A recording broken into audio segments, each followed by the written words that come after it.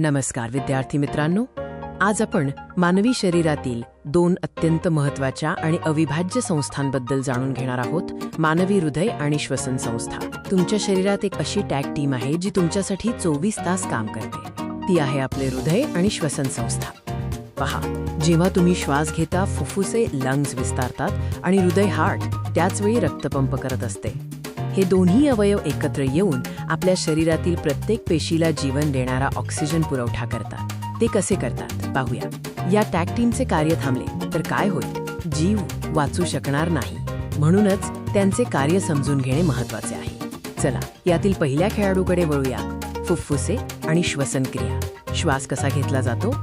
जेव्हा आपण श्वास घेतो, ऑक्सिजन O2 नाकातून आत जातो. श्वासनलिका ट्रॅकिया मार्गे फुफ्फुसांमध्ये पोहोचतो. फुफ्फुसांमध्ये ऑक्सिजन वायुकोश एल्व्हिओली नावाच्या छोट्या पिशव्यांमध्ये भरला जातो. इथूनच ऑक्सिजन रक्तामध्ये प्रवेश करतो. आपण ऑक्सिजन आत घेतो आणि कार्बन डायऑक्साईड CO2 नावाचा टाकाऊ वायू बाहेर सोडतो. हीच आहे श्वसन क्रिया. आता भेटूया दुसऱ्या खेळाडूला, जो आहे आपल्या शरीराचा डिलिव्हरी मॅन, आपले हृदय. हृदय एक शक्तिशाली पंप आहे. हे मुठीच्या आकाराचे स्नायू असलेले अवयव सतत धडधडत राहते.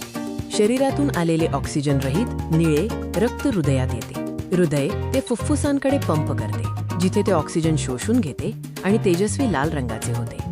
ऑक्सिजनयुक्त लाल रक्त मग हृदय पंप करून रक्तवाहिन्या ब्लड वेसल्स नावाच्या रस्त्यांमधून शरीराच्या प्रत्येक भागापर्यंत पोहोचवते.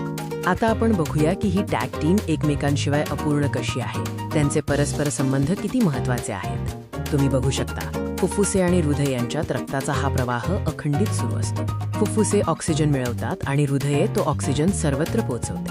फुफ्फुसांनी आणलेला ऑक्सिजन हृदयाशिवाय शरीरात प्रवास करू शकत नाही आणि हृदयाला काम करण्यासाठी फुफ्फुसांकडून ऑक्सिजन आवश्यक असतो.